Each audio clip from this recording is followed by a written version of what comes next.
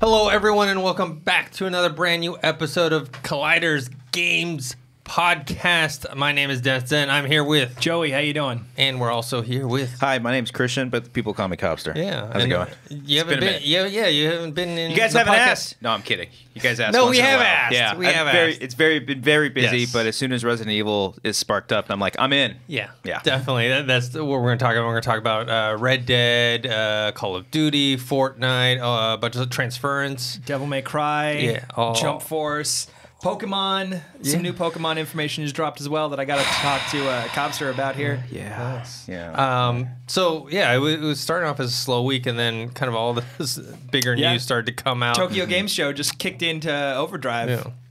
And then all that Red Dead stuff started coming out yesterday, and then even more stuff came out today. So let's get started with that. Red Dead Redemption 2, they first were announcing and showing off some pictures of the locations, just the various, how much bigger it is than the first game. Yeah. How diverse it is. Then they talked about Red Dead Online, which is going to be the multiplayer online component about it, that's going to come out the next month. After sometime in November, and then not us, but some other outlets got a 2-hour hands-on demo of the game, and they kind of gave their impressions about how the game works. I mean, some of the things that they talked about were that, like GTA, what was the last one? 5? GTA 5, yes. That there's going to be a first-person perspective. That's pretty cool. Yeah. The option to switch into it. As long as it's always the option and not forceful. Yeah. I mean, I think that's something that's, in the root of the engine, so, why not have that as part of the option? It worked really well in GTA 5, too. Yeah. I thought it was a lot of fun. Did you use it a lot in GTA 5? I did, actually. It kind of is just more experimental, and then sometimes I'm like, I'm going to go shoot around in first person, see how this is like. And it's actually really fun. Yeah. So I'm now very careful about what I say whenever I'm referring to Red Dead Redemption 2. You got a mark on you. I got to make sure that I got my information. I got to make sure that my opinion doesn't color the facts. I'll give you the facts, and then I'll give you my opinion. Yeah. So, yes, Rockstar has said in a Q&A interview with IGN that they see online and main as two separate products, so it makes sense that they got two different release times. We had that with GTA 5 as well. The online released later. The idea there and here is so that they can finish the single-player experience and then go into online. Single-player experience is going to be a lot more in-depth, it seems like, in Red Dead Redemption 2. So part of, I think, the idea of calling it a public beta is to not necessarily have the full release then so people can still continue playing. But also, if you look at the development process of the GTA 5 Online, that was essentially a public beta when it launched if you look at the amount of problems it had when it launched. Rockstar has said that they believe that GTA 5 Online did not become what it needed to be until they released Heists. Heists didn't come out for a long time after release. I'm off of memory. I want to say it was a year. Wow. It was a long time, and so they've said they wanted that. Like, Heists was a big part of what made that fun. And they say it's going to be a big part of Red Dead Redemption 2. They want to get to it a bit quicker this time around. Is that worrisome, though, that they're trying to get to it quicker? Like, maybe they're rushing it? No, I think that they thought that heists weren't going to be as big of a deal last time, and this time around, it's more like, oh, this is the thing that people want. So they're actually focusing on more kind of mini narratives. And that's what the multiplayer online experience is going to be about. There's still open world, there's still interaction, but as far as like the core, it's going to be similar to the way you see raids in Destiny or something like that. One of the senior developers, I love this quote because I've said I've talked about the parallels between GTA 5 and Red Dead Redemption 2, and everyone's like, no, there's no parallels, whatever. I mean, one of the senior developers is quoted as, "We are taking the best elements from GTA Online, and they're being used as templates for Red Dead Redemption 2 Online, specifically when talking about heists." And I don't know if, I'm sure that my wording whenever I was talking about Red Dead Redemption 2 over a month ago. I worded things improperly. Let's talk about that. Yeah, okay. So for people who don't know, many people got upset with you over your comments over Red Dead when we first talked about it a few weeks ago. Yeah, right? Yeah, it was. What were they upset about? And then. And what was the response? So I said after seeing the gameplay the gameplay trailer that it felt very carbon copy GTA 5, and some eagle-eyed viewers pointed out to me that it was not an exact carbon copy. Because a carbon copy would be something that's printed on paper. This was not. There were a lot of, there was a lot of like nitpicky details about those 3 words that I said. Yes. Carbon copy, GTA 5. 4 words. So I said. Yeah. So what did you really mean? That it was. Yeah. What'd you mean, Joey? I will fall on this sword and say that carbon copy is not exactly what I meant. What I meant was, and if you want to look at this as backtracking, have fun. I don't give a shit. What I mean to say is their rollout is going to be the same process. We're still running on the same engine, even an updated one. The narrative is going to be different. Yes, there's going to be a different narrative. It's a different game.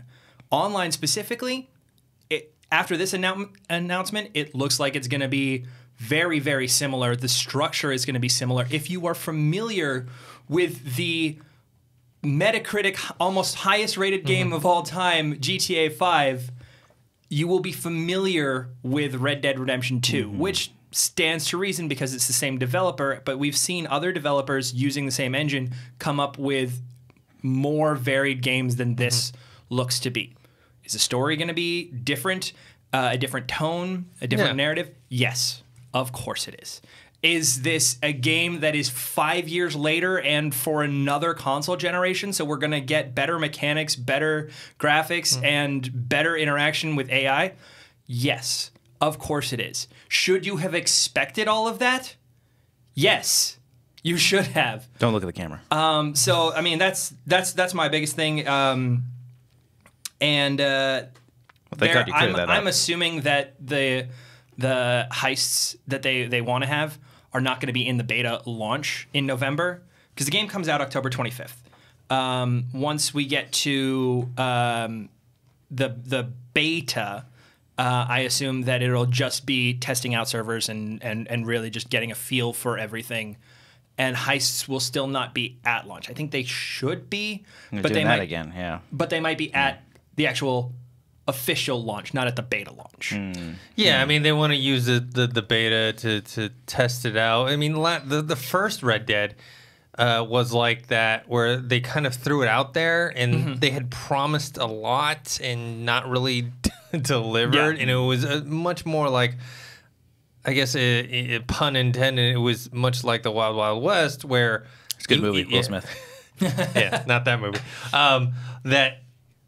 You kind of could do a bunch of stuff, but it wasn't really structured, right? You could like go to areas and take down people, but it got a lot of repetitive and like with forming your squads and whatnot. It was more of like, hey, let's team up. You know, there was no structure to it. Well, and Rockstar said in that interview, in that Q&A interview with IGN, that they looked at the multiplayer of Red Dead Redemption 1, and the way they addressed fixing a lot of those problems.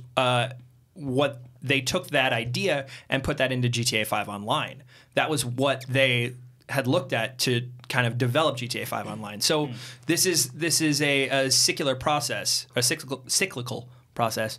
So there's going to be a 10-minute video saying that I said that word wrong. But no, I mean, look, I wouldn't have used the words that you used, but I know what you meant because it's the same thing with, you know how much I love Fallout, right? Yeah. Fallout 3, all it was Elder Scrolls. They took the engine, right? And the tone is different, the story is different, and they change up some of the game mechanics, but it is essentially the same kind of format and structure. They took Elder Scrolls and then they made Fallout out of it. And that's what, Mass Effect and Dragon Age, same thing, which, by the way, they took from Knights of the Old Republic when they first started, right? And it's just evolving these kind of game structures and engines. Yeah, this is the same thing. Like if you look at, like Telltale games, if you look at, you don't know anything about the the Telltale Game of Thrones game, and you can very easily say it's their Walking Dead game, but with Game of Thrones. Just and eagle-eyed viewers will say, no, technically the story's different. Yes, no of course. shit. Of course, the story's different. Yeah. Anyway, that's my Red Dead Redemption 2 rant minute. I am still actually excited to play the single player. Well, I'm tentative. That's the one thing that the takeaway I got from that is that they were focusing more on the single player. Yeah. Which for me, because I'm not the biggest multiplayer person, it really depends on what it is. It really has to hook me into it. Yeah. I'm all about just the story and whatever it is. Even though I never played the first Red Dead, but even still, like seeing the stuff from Red Dead 2 makes me kind of want to play the first one. I played it in 2010, and I'm going back and playing it again now. I'm about 7 hours in. Yeah, it's about a 30-hour game. So yeah, if you do it's all, gonna be a while. if you do all the side quests. I'm gonna try and barrel through the story, which is probably to my own detriment. But like I wanna be up on the lore for this one because it seems like it's gonna benefit you. One of my complaints, even though I did like the first Red Dead, was I didn't find the side quest to be that engaging. It was mainly the main storyline was the best part of Red Dead, and yeah, the multiplayer. The problem with me is I heard the multiplayer got better as it went along, but I'm the type of person that I always play the single player first. Yeah. Then I hop into the multiplayer, and if the multiplayer doesn't grab me, like. Not immediately, but relatively in a quick amount of time, I move on to the next game. Yeah. I don't go back to play multiplayer of a game that somebody may tell me, oh, it's better now. Yeah, I think one of the things that hooked me was Mass Effect 3 when that multiplayer came out, because that actually kind of benefited to the story if you played all those side things, and if you didn't play it, it doesn't affect anything, but it kind of just boosts it a little bit more. So I thought that was kind of cool. But apropos of nothing, if you really guys want more Red Dead Redemption 2 information, some seriously in-depth stuff, go check out Legacy Killer HD on YouTube. There's a lot of people there that are big fans of that channel, and they are all diehard Red Dead Redemption 2 enthusiasts. So if you want more information on the game, that is a great place to check out. Yeah, I wonder if he got any hands-on with it, because I know IGN and GameSpot did. They said that the Deadeye system seemed to be similar to the first game. They did say though that with the Arthur Morgan character, you have much more choices than you did with John Marston. Like John Marston, like you kind of had a set path. You could deviate a little bit, but it was always kind of pushing you towards one direction. But where with Arthur, they're giving you a lot more leeway in the like kind of interactions with people. Yeah, and I think that the lines, as much as they say they're two separate releases, the multiplayer and single player, I think the lines are going to blur a lot more. Definitely a lot more than they did with Red Dead Redemption 1 and 2. Or, sorry, with Red Dead Redemption 1. But I think they're going to blur more than they did with GTA 5 as far as the mechanics and everything like that. The gameplay, I think, is going to be more similar than those two games across single player and multiplayer. Even though they've said it's going to be different, they've said they're going to be different mechanics. Carbon copy. Yes. Yeah. Right. It's going to be a carbon copy. Yeah. Yes. A Xerox. Yes, a Xerox. Yeah. Physical copy, yeah. So talking about single player and multiplayer, though, there's a really interesting development that I noticed, I think I noticed it about a week ago, and I kind of just assumed someone else had reported on it, or maybe it wasn't that big of a deal. And it's that Naughty Dog has a couple listings on LinkedIn for a couple jobs specifically pertaining to Last of Us Part 2. They have a listing for a multiplayer gameplay programmer and a single-player level designer. So what that tells me, looking at that, because we don't have a release date confirmed for Part 2. We don't even have a release window, really. We have speculation, but nothing that's been technically confirmed. Yeah. So what this tells me is that multiplayer is nowhere near done because they're looking for a programmer, and multiplayer hopefully ships day one. The multiplayer in Last of Us Part 1 was great. It didn't like hugely catch on, but it was solid. Okay. And they're looking for a single player level designer, which means that there are some levels in single player that aren't fully designed. So we're not getting this game this year. Definitely. No, we're not getting No. this game this I mean, year. the speculation Cool, is cool. the end of next year, right, for the holiday season. Yeah. I'm pretty sure the story's done.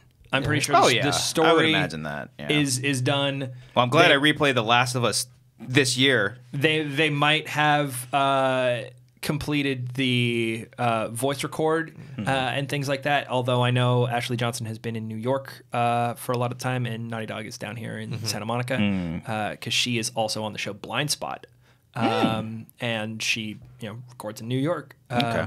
And Well, glad that wasn't in our blind spot. yeah, So, but yeah, I'm sure there are ways around that. Like that probably has nothing to do with the scheduling of the show, but it's just like little pieces that maybe we can build a picture out of. They're also hiring for other things, localization, translating into other languages and stuff like that. So if you guys want to work at Naughty Dog and you speak Korean, come on down. They're looking for all kinds of localization. If you speak Italian, then yeah, you might have a job at Naughty Dog in Santa Monica. Take a look. Still though, gears are turning. It's Yeah. It's nice to hear something, because they've been pretty quiet, and it's fine to their own credit. I think it really just squashes any rumors that it's like, oh, they're gonna secretly drop it really quickly. No I way. don't think so. Have they ever done that with like a massive game like that? You can do that with albums and Naughty stuff, Dog specifically, no. or just games in general. Like has just a flat like Fallout 70, whatever it's called. Boom, here it is. Not Not happen? huge games. There have been smaller games that were just like, oh, by the way, today, guys. Yeah. I I'd mean, rather, but still, as much as like it pains me to like not have a release date, I'd rather have them not release it or not announce the a release date because they're still working on it. Because when it comes to games always get pushed back, and I always see that as a good thing, just because they want to perfect it, they want to get it better, as opposed to like a movie being pushed back because of reshoots. I think it's a little bit different, and it's them just taking their time and making sure that they get it right. So right. just give me a release date, but don't make sure the game's good. But here's the thing: is that they can patch a video game, they can't patch a movie. That's very true. Yeah. Yeah. No director's cuts for games. I mean, there are, but there's no second chances. It's stupid. Moving on. This is something we talked about a little bit last week, but I didn't get to chime in on it. You and Dorian had played the Call of Duty Black Blackout Ops beta. 4 Yeah. beta. I finally got to play it on Xbox. You sent me the link and I didn't play it. Yeah. I'm sorry.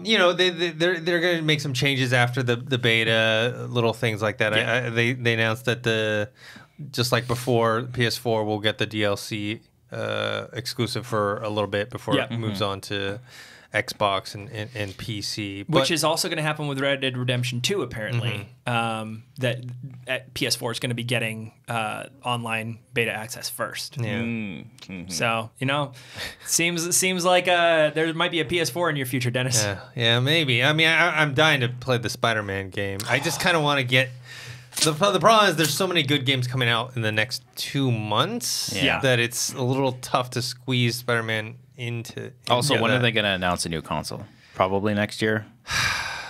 I don't know. The year after that? Probably the year after, I'm guessing. All right, I bet you Microsoft wants to do it sooner than Sony does. probably. Yeah. Well, I mean, that's why they bought up all those studios. Yeah. Because I think they've already conceded this generation. They're not winning. They just don't have the So then now they just want to end the generation. Yeah, as soon as they don't possible. have the exclusives to do it, but they bought those companies, Ninja Theory, Compulsion, for the next generation. Playground, yeah. Yeah.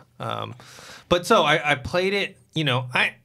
I'm not good at Call of Duty. I never have been. Sure. I enjoy it. I couldn't get into this beta, and it's probably to do with my skill level. Because what would happen was there's one of two things that would happen.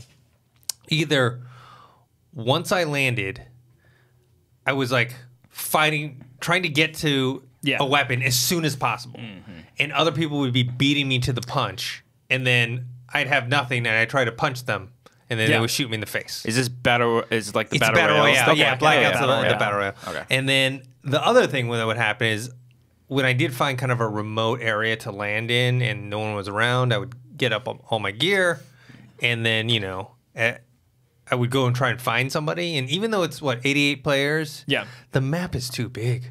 I'm like running around. big. Yeah, I'm running around trying to find someone to shoot.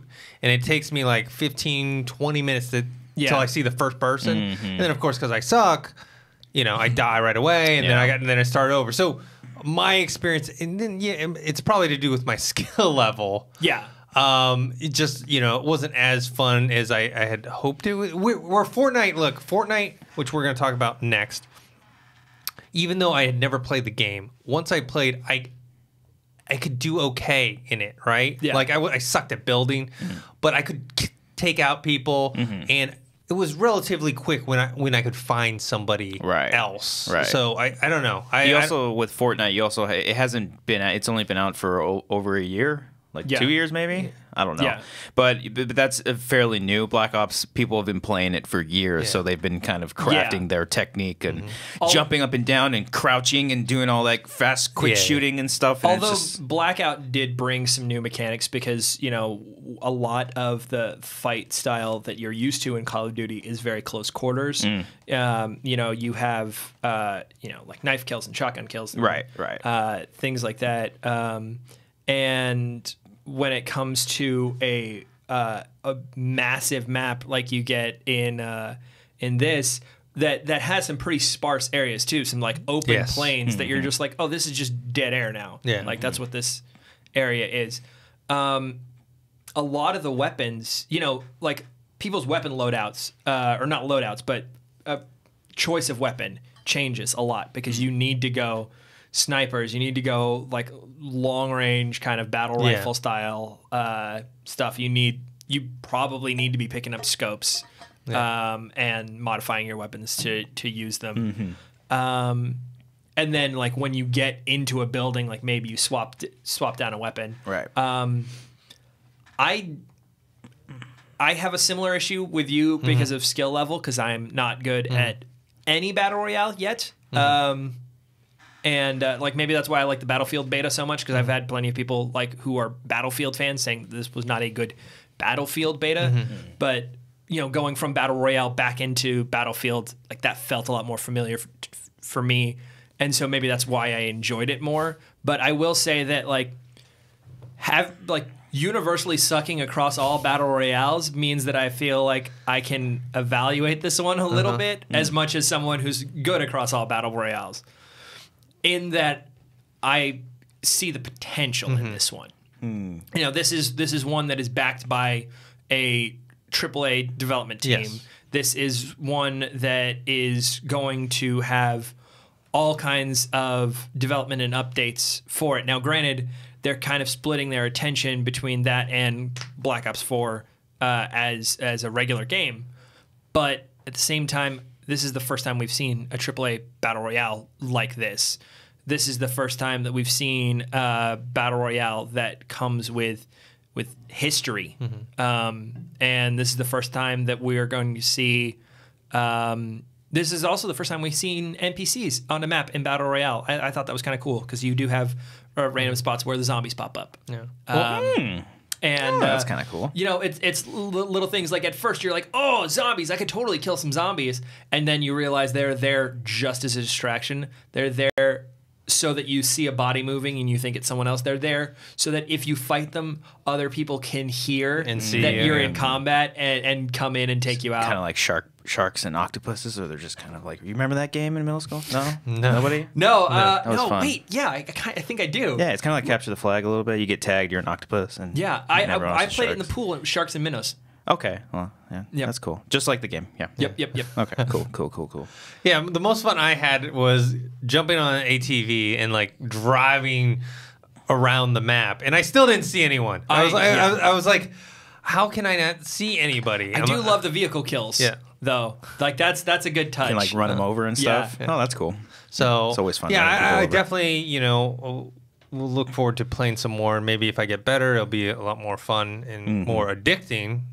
Also, for you metalheads, Avenged Sevenfold's doing a song they did a song for Black Ops. So check it out. They're just putting out an EP on Friday, tomorrow, whenever this comes out. Oh, nice. The 21st. Nice. I'll have to good stuff.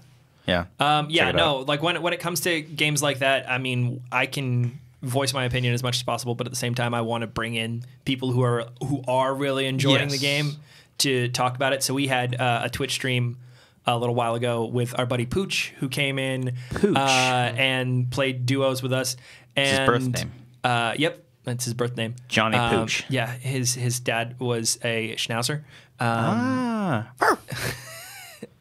And he talking to him and like hearing his theory for the game made it more enjoyable. Okay. So there's definitely something to be said for being better at a game makes you like it more. Yes, and to be fair, Which is true across all games. To be fair, I was only playing solo.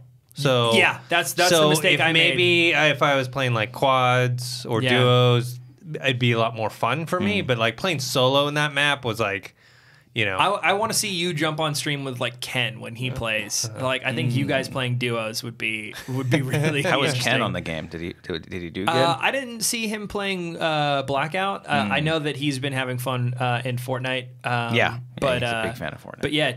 Having Ken and Dennis on a stream together, I think that would be a good nice long combo. haul team. Yeah. Yeah, we'll probably be like hiding out in the edges.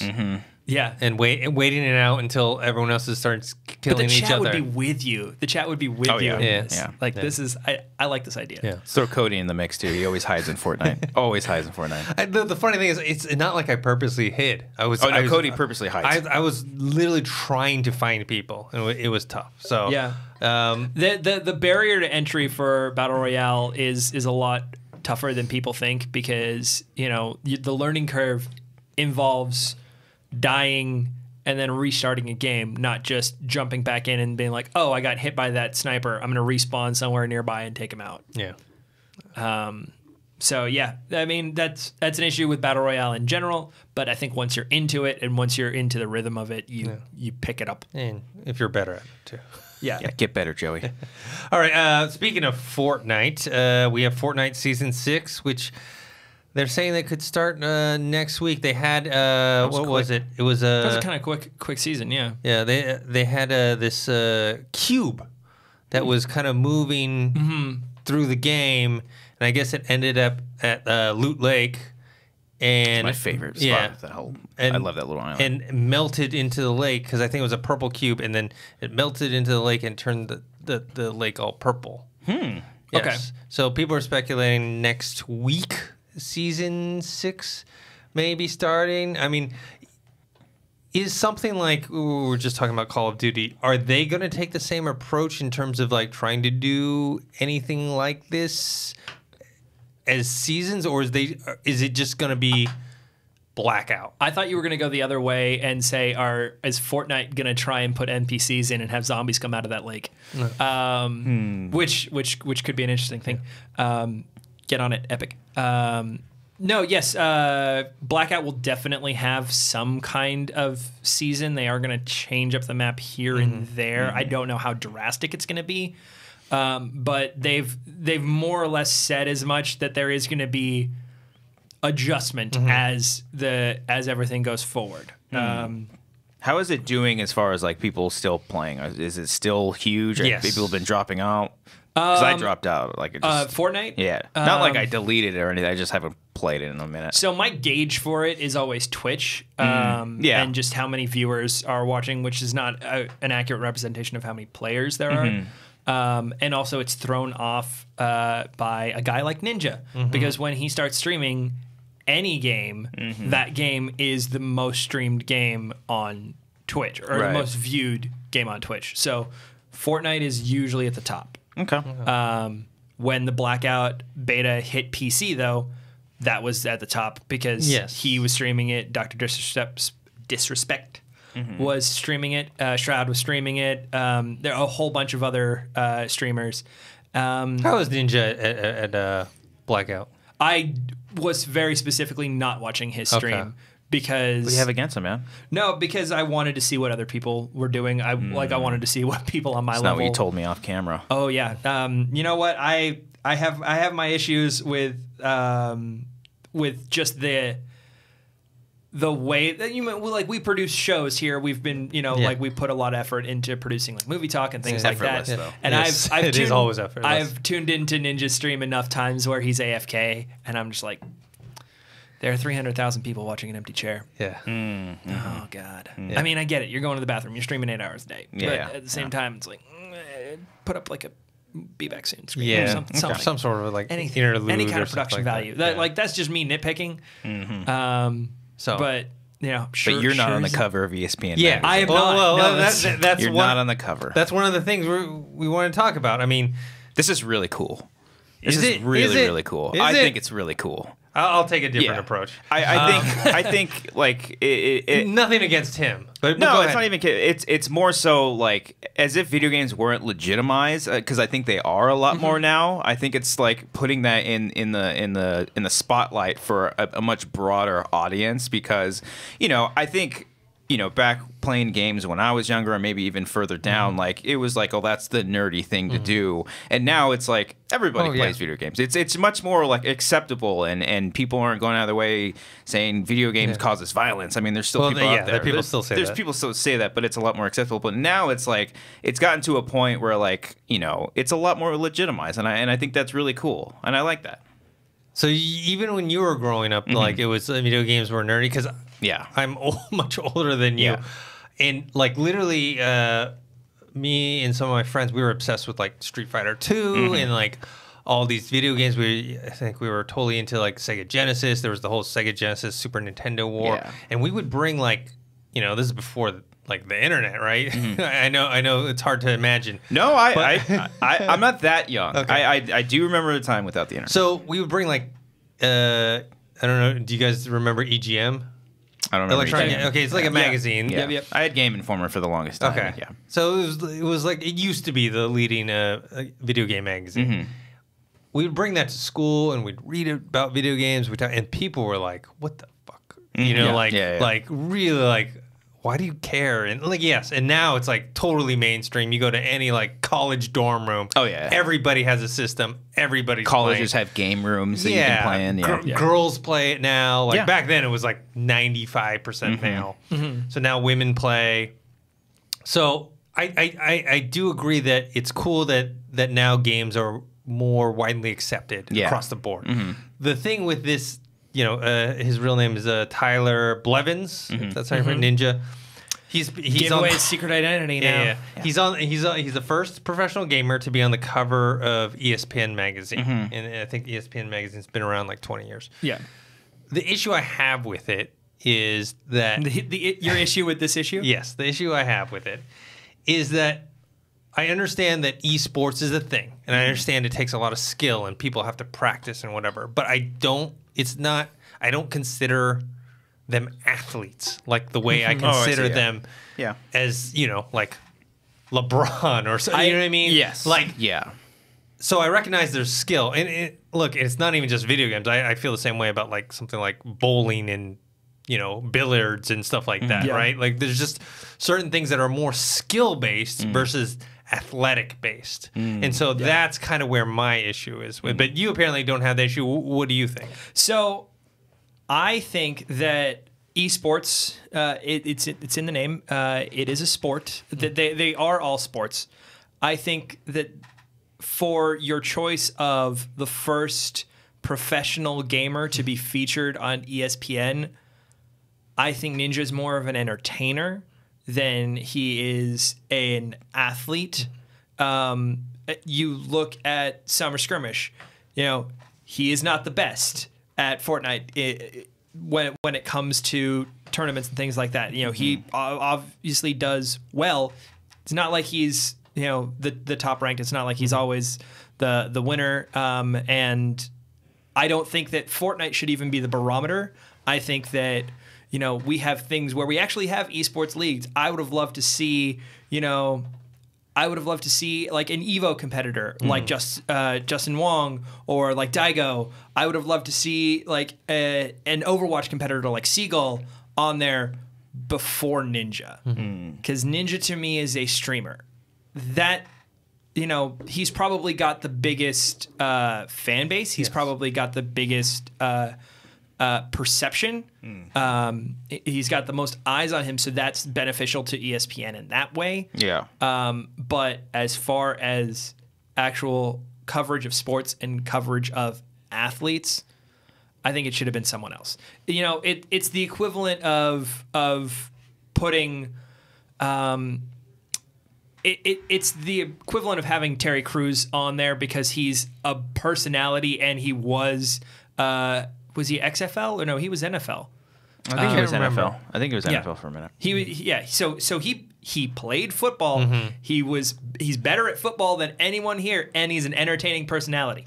Doesn't make you the cover of ESPN. You know, like that's kind of my view on it. So your issue is who they chose versus them actually putting him on the cover. Yes. Yeah. See, I'm outside of that box because I don't. All those names you dropped with Overwatch, and I don't know. I don't know any of those people. Exactly. But why I did know Ninja. They didn't get put. I mean, it's smart on their part because that is the one person. That's a hot game right now too. Like who, you know, if it was how many, you know, maybe a few years from now, and they wanted to put someone on the cover.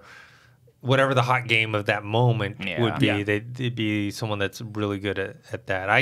I personally believe that, you know, there's athletes and then there's eSports competitors. Yeah. Right? And then professional darts players are somewhere in the middle. They got their own thing going. Okay, all right. So, like, as I'm sitting here wearing a Formula One t-shirt, how do you feel about racers?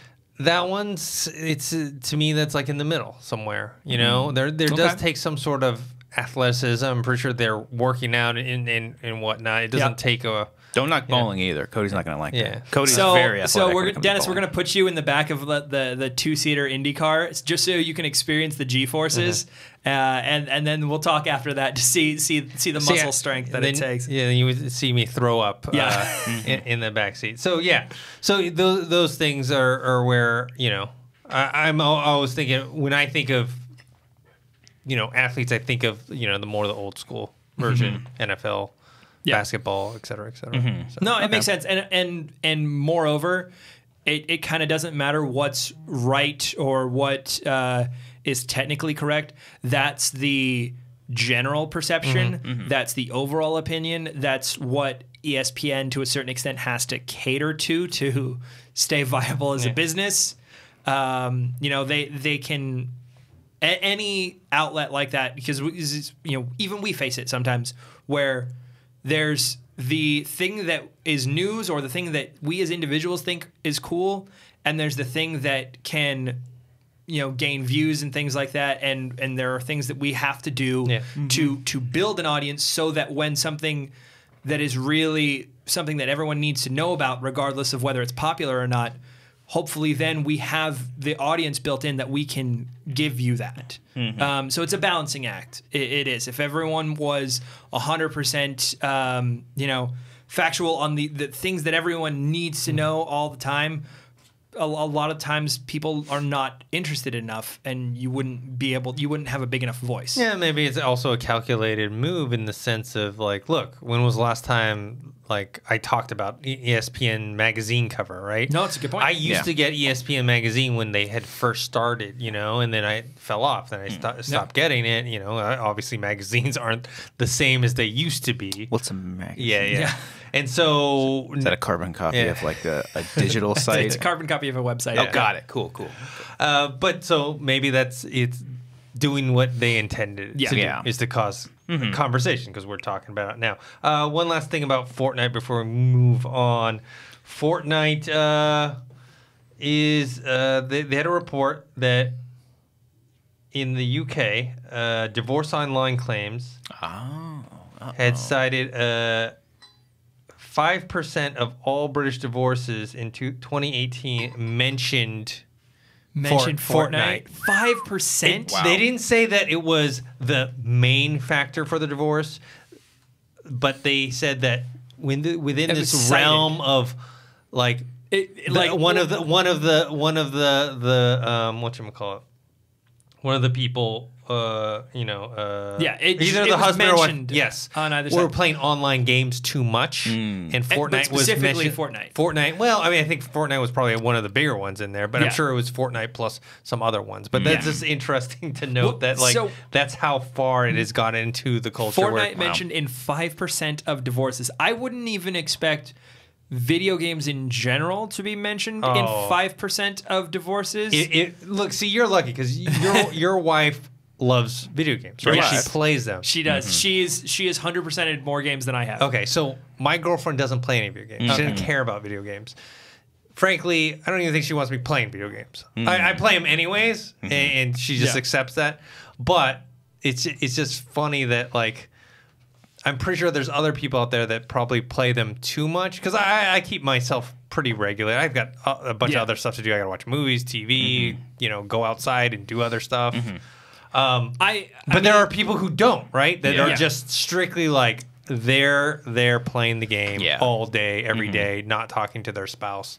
I wait for her to go to sleep, and then okay. She's like, you know, your girlfriend. You know what's funny is that when I played Fortnite, she's like, "You gonna stream?" I was like, "Yeah." She's like, "Okay, I'll go watch, you know, my show." And it's like, cool. You know, it's like a mutual little thing. I never try to make it get in the way. I mean, it got a little bit with that with Spider-Man. Like a cutscene would be happening, and she's like trying to talk to me. I'm like, hold on 1 second, and then she's like, "Oh, hey, look, that's that villain." I'm like, "Yeah." And then she starts watching. She gets a little interested. But, you know, it's a nice little... I never try to make it, you know... It's also like same thing. I'm writing stuff. I'm doing podcasts and left and right. So I'm kind of just choosing my moments. But, yeah. So you're not making it your whole life. No. But I mean, you know... As you get older, it's like... I don't know. It's like this thing. It gets harder to play video games more. It's just I don't know. I feel lazy. Like, ugh, I gotta turn the game on. It's different. It was one of the things that like I had to a few years ago had to minimize. Not that I stopped playing video games, but I had to because during college and right after college, I had so much time.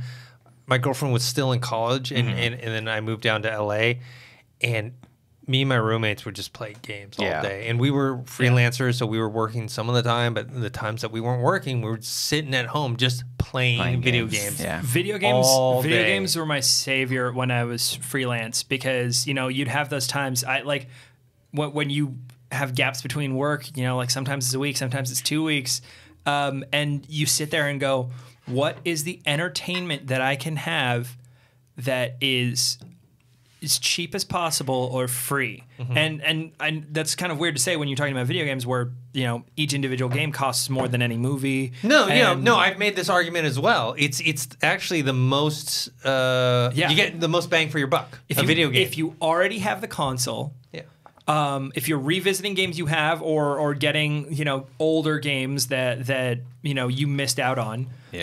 Or even if you just say, hey, I'm gonna buy one $60 game at the beginning of this month, and I know that, you know, I'm not going to go out to the movies this month. I know I'm not going to go do this. I'm not going to do this. Like, if I want entertainment this month, it's going to be this video game. And then you get a gig, and then you're like, okay, I've got money again. I can pay rent. I opened that floodgate a lot more because I was like, I kind of want to get an Xbox One. And for the first time, I had an Xbox One and PS4, so now I can dabble into both. And I'm like, oh, shit, she's not going to like that. But it's my money. I can do what I want. And now the peak Pokemon coming out, I might get a Switch. My wife wants to get a Switch, especially because I showed her that Pikachu Eevee one. She's like, no, I'm not sold on it. Neither am I. And then I saw the Super Smash exclusive one. Oh yeah, I've heard of that game. That looks awesome. Yeah, I've heard of that. You've heard of it, have you? Yeah. I heard Metroid Prime's going to be in it. Oh, yeah. And Zelda. Oh, wait. Actually, the Zelda joke doesn't work because Zelda is going to be in it and Link is. But on the topic of Nintendo, I did want to talk to you a little bit about Pokemon because they confirmed how the Pokemon Go, Let's Go Eevee, Let's Go Pikachu integration was going to work. So what it is that you can trade from Pokemon Go your Pokemon into Let's Go Eevee, Let's Go Pikachu. They end up in what do they call them? Like they call them Go Parks. Yeah, right. It's like your hub of where all your Pokemon go, right? No, I think it's specifically for Pokemon Go Pokemon. Like that's where they end up. And then I think it's kind of like Safari Zone almost. Yes, and then you have to recapture them. You have to recapture them, and then they started at a lower level. Well, that's the interesting thing because technically in Pokemon Go they don't have the same leveling system. Yeah, so they would have to make it fit for the game. They'd have to translate it over. Yeah, I don't know. So yeah, lower level is probably true, but at the same time, there's no way to compare the two. I'm just being a grumpy old man because I know this game is for children. And they are specifically, and good on their part, because they are making it a lot easier because when I played it in the 90s, it was, you're walking everywhere. There's no running. You have to grind to level up your Pokemon and do all these things. I want that grind. So it's a time where a bike cost $5,000. Yes. Yeah, now it's just like you get a bike and some Heelys. You can ride around. You get a surfboard with your Pokemon, your Pikachu. So Kids just want everything handed I'm just being very, very grumpy about it. And I'll probably still get it. It's just a matter of if I'm going to be bored of it. So you can only transfer Kanto region Pokemon. For now. Until Let's Go Eevee, Let's Go Pikachu adds the next generation. Yeah. So you can only transfer Gen 1. And you can't transfer them back to Pokemon Go. Okay. All right. So it's only a one-way process. Yeah. And there are other games within the Go Park where you can if you drop 25 of the same Pokemon from Pokemon Go, they unlock a new game, right? Yeah, and then you can earn candies and stuff like that to power up your Pokemon. It says earn candies to power up your Pokemon, and I thought the candy system was specific to Pokemon Go. And since you can't transfer the Pokemon back, I can only assume that the candy system is not going to be specific only to Pokemon Go. Yeah. And it's going to show up in Let's Go Eevee, Let's Go Pikachu. It's like, here's an unlimited supply of rare candies. Yeah. Well, go to Cinnabar Island and go up the island a few times, get that glitch. But each rare candy is specific to a certain evolution chain of Pokemon. No, it's not going to be fun. Simple things, it's the simple. I know they're making it simple for kids, but it's almost I don't know. I'm a mess. I'm just happy that it's a Kanto only game. Yeah, well, because they're still working on the next generation. Yeah. So hopefully that it goes more towards the traditional. Honestly, I'm at the point where it's you could fill it with microtransactions and have Pikachu voiced by Willem Dafoe. I would still play it because I'm happy with a Kanto only game. Yeah. That's why we all played Pokemon Go. Because it was a way to chase Pokemon from Gen 1 and Gen 1 only. Yeah, and then they started introducing more of the gens. Yeah. Yeah. Even though I like the first three gens are probably my favorite. Are you still playing Pokemon Go at all? I tried Platinum. That was the one. Because what was after... No, Pokemon Go. Oh, I'm sorry. No, I dropped that out. I know Frank 4 months. He re-downloaded it just Frank for Let's Go. Yeah. No, my neighbors re-downloaded it, and we always walk to coffee together. I see a lot of moms playing it. Weirdly enough. Oh well, we were at Islands yesterday, and I saw. I don't know if she's a mother, but she's an older woman, and she was playing it. Same thing at Disneyland. I saw a couple older ladies just playing it. It's it's a thing they do. My mom played it for a long time. Maybe that's why, because my mom played it. Yeah, no, it could very well be that Pokemoms. When their kids were young, they had it's all she heard about. That's all they heard about. Yeah, so they might actually know some of it. Stuff. It's it's not Pokemon. Yeah, Mom, it's Pokemon. I think that's what it is. It's you heard that the cute. cartoon They're all cute and theme song over and over and over, and you're anyways, I'm gonna they probably got the Poke Rap memorized. Oh, gotta catch them all. Yeah. Anyway, what Dennis, you gotta say about sorry. that, Dennis? We left sorry you out about for that. a bit. Yeah. That's okay. I'm sure there are a lot of people who don't watch something like Game of Thrones, and I talk to someone else. That's how they react to it. Yeah. No. Do you want to talk about Tokyo Game Show? Yeah. I mean, a few trailers came out. I mean, what's interesting, as someone who's been following games for a long time, Tokyo Game Show used to be much bigger because all the developers used to be Japanese, right? And then there was kind of this shift now where obviously there's still a lot of big Japanese developers, but now a lot of stuff has moved over to the US. Because back in the day, when you're talking about Sega and Nintendo in those days, everything was over there. And now we've kind of got a more split. They had a Devil May Cry 5 trailer came out, the Jump Force trailer, which they showed some of the areas that we didn't see in the E3 trailer. And then obviously we got Cobbster here to talk about Resident Evil 2.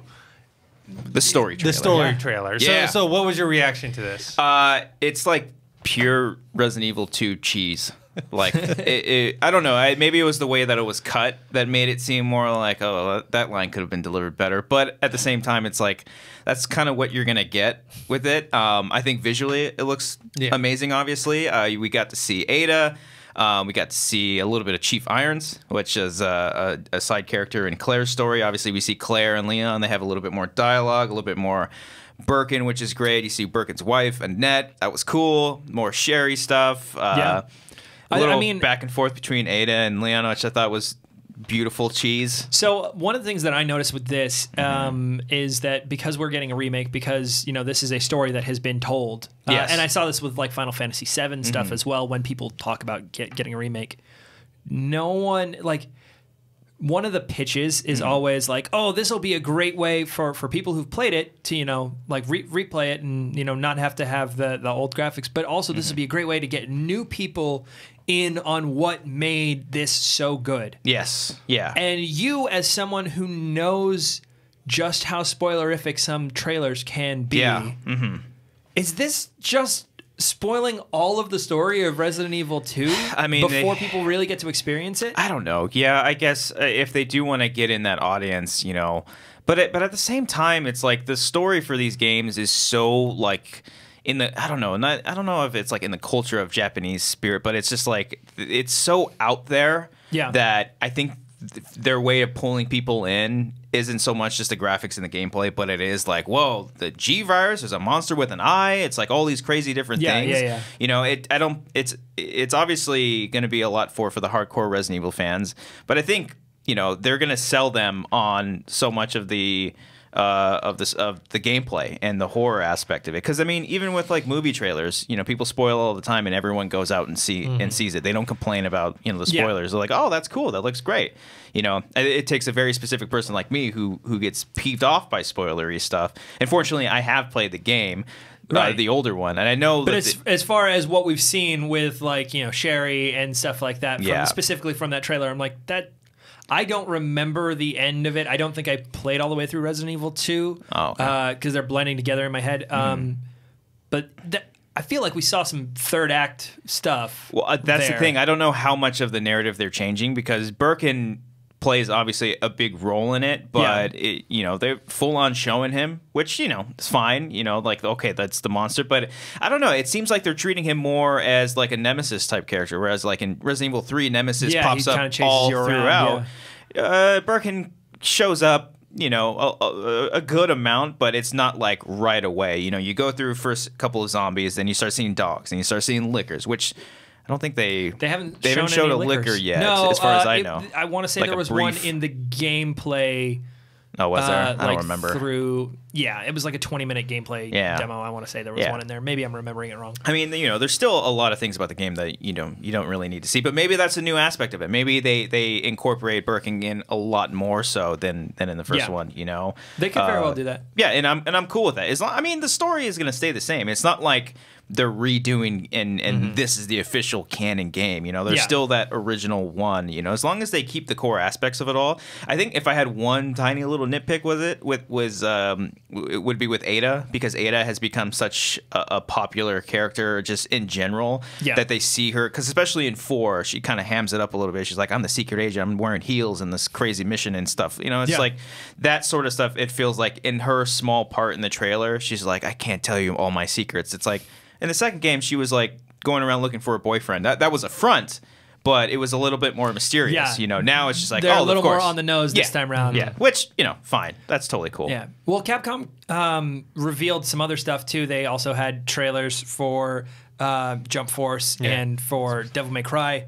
For Devil May Cry 5, they revealed the third protagonist of the series, which is a new character called V, who's got a kind of Cillian Murphy smarm about him. I say Killian. Killian, yeah. I go back and forth. Yeah, he's a great actor. I love 28 Days Later. So Batman Begins. Oh, yes. Sunshine. So then you've got Dante, Nero, and V that you're playing as. You're going to get special, if you pre-order, you get special unlocks for Nero's arm, which I think is really cool. Especially because I love Capcom, and I love a lot of the Japanese developers for doing crazy stuff like this in their kind of deep, not deep, but like heavy games. They're goofy occasionally in there. So for Nero, you can get Mega Man's arm. I did see that. That's pretty cool. As a unlockable if you want that. So we can have a Mega Man arm. The other thing that they showed was the Jump Force trailer that revealed our Spirit Detectives and Yusuke Urameshi joining, and I think that's a great addition because Yu-Gi-Oh! Is a dumb addition. I get it. Shonen Jump has a lot of properties, but not all of them are going to work. But, you know, having Yusuke and having the world of Yu Yu Hakusho against things like One Piece and Dragon Ball Z and, you know, Death Note even to a certain extent. And it was specifically Yu-Gi-Oh, not just Yugi. It's the world of Yu-Gi-Oh. Oh, okay. Okay. So, like, there might be other things that are being pulled in, but I guess my point is that it's not like the Dark Magician is a competitor. Oh, yeah. Yugi is a competitor. Okay, see, Dark Magician, that would have been cool. Yeah. Blue eyes, black eyes. Now, that might eyes, I mean, end up being a thing, you know, like you might get a flame swordsman as like a fighting avatar, but I think it seems like it's going to be Yugi and his moves are going to be like card-based. But at the same time, like, if he takes a punch from Goku, he should be dead instantly. Right, yeah. Yeah. At least unlock Exodus or something. Yeah. You know. Exodia? Exodia, excuse me. Exodus, yeah. Yu-Gi-Oh! Talk coming soon. Exodus is another game that's coming out, you know, like February or something like that. I need to look more into that before I talk about it on the podcast. Plug. Okay, and then also a review you just put up for a game you've been talking about for a while is Transference. Yeah. Transference.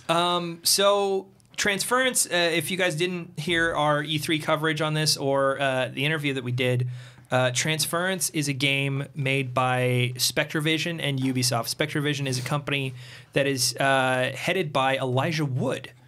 And he has been at E3 the last couple years at the Ubisoft press conference to talk about Transference, which is this game that is about entering the consciousness of people who have been digitally uploaded. Sick. In this kind of like singularity kind of way.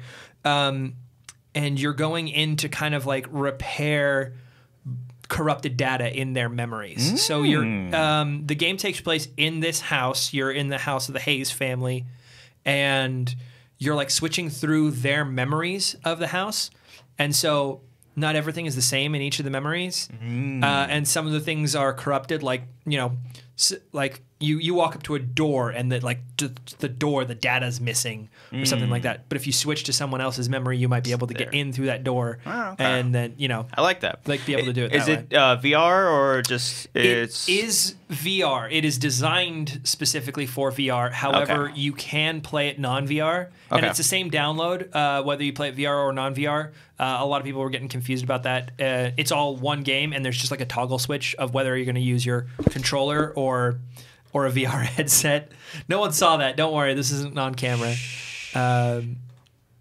So you can toggle through, and I got to say the VR in this, and maybe working with Mark, who is a VR guru, has spoiled me, but the VR in this is some of the worst I've experienced. It was really not good. It is like the worst combination of things to make people motion sick, and I get a little bit motion sick, and, you know, this was already within the first 10, 15 minutes, I was like, I can't continue playing this in VR. So I finished the game in non-VR, and it was a good story for an hour, 2 hour game. If not a little, I wouldn't say predictable, but contrite maybe is the word. Good words today. Yeah. The visuals more than anything are amazing in this game. This game looks great. It's got its own visual style. I think that Spectravision, the creative side, the narrative side, the, you know, concept side did a great job. And I think that the things that let me down about the game are probably the stuff that Ubisoft had to do. You know, the VR implementation, the gamification of it. And that's the part that's not great. Bummer. It's a very fun game. It is $24.99 right now. don't pick it up at $24.99. Wait till it's about $10. You heard it here. And that's not going to be a long time. I guarantee within 2 months this will be a $10 game, and then it'll be worth it to play in non-VR. Check it out. All right, there you go. And, Link in the description. So before we sign off, why don't you let them know what we're doing tomorrow on Twitch? Oh, yeah. Tomorrow, we got some fun stuff going on twitch.tv/Collider Video. We are going to get as many people from the office as we can. 11:30 Pacific time. We're going to jump on and play some Jackbox games. We're going to play the Jackbox Party Pack number 3. We might switch around to number 2, whatever. For now, I've just got it set up as number 3. But if you are not familiar with Jackbox games, they are basically board games like like Pictionary and Cards Against Humanity, that kind of thing. But they're raunchy. Digitally gamified, and everyone in our office can play. The way it works is that like your laptop or your tablet or your iPhone or your non-iPhone can be a controller because you just log onto a browser and type in like a room code, and then you're automatically synced to the console that way. That's pretty cool. So everyone on the stream that's playing will be able to get in that way, so we can swap people in and out. But also, you guys, the audience, can join in because there is audience participation in a lot of these games. So we'll make that room code available each time for you guys, and you can jump in, be part of the audience, contribute that way. The only thing that I'm going to have to like make sure that we figure out is that we don't have, jerks trying to jump in, like sniping someone's spot as we're trying to fill it with our own players to just be the 8. And then it's like Perry's trying to log in. And it's like, oh, I couldn't get into the, because one of the fans jumped in. I'm like, okay, guys, calm down. Let us play so that we can actually move on. That's the only thing I anticipate going wrong tomorrow. Well, now you just said it. Now they're trying. Now they're gonna do it. I might secretly do it too. I'm pleading with our fan base to let us play and join in the audience. Not do something because they're gonna do it. Oh yeah. So yeah, depending on when you're listening to this, because if you're listening to it later. So this is Friday, September 21st at 11 a.m. PST. Yeah, 11:30. PT. 11:30 a.m. Yeah, 11:30. Okay. Yes. So just in case they're listening on Friday morning, then they can make it. So jump on in. Stop watching this. Join it right now. If it's on this can be paused. Link in the Twitch description. I don't know if it is, but check it out. And if it's successful, if everyone enjoys it, like we're gonna be playing trivia games in there. We're gonna be playing all kinds of things. Yes. Yeah. We know trivia. We'll try and do this often because I think it's something that that Collider fans will enjoy. So what's the Collider Twitch URL? It is twitch.tv/Collider Video. Okay. Check it out. Link in the description. And then, so that's it for this episode. Make sure you guys subscribe to the YouTube channel. That's youtube.com/Collider Games, or on the Collider Factory feed for our podcast network. And we show up here weekly. Joey, where can people find you? You can find me on Twitter and Instagram at Joey Rasool, RASSOOL, and also on Collider Games. Yeah. Cobbster? You guys can find me on Twitter at Cobbster15. Check it out. And you guys can find me on Twitter at ThinkHero or Instagram Dennis.tzng. Like I said, subscribe to this channel, subscribe to our podcast. We got a bunch of other channels as well that we cover movies, television, sports. We do podcasts. We do so many different things. So much. Yeah. Check it out. Just look for Collider. See you guys later.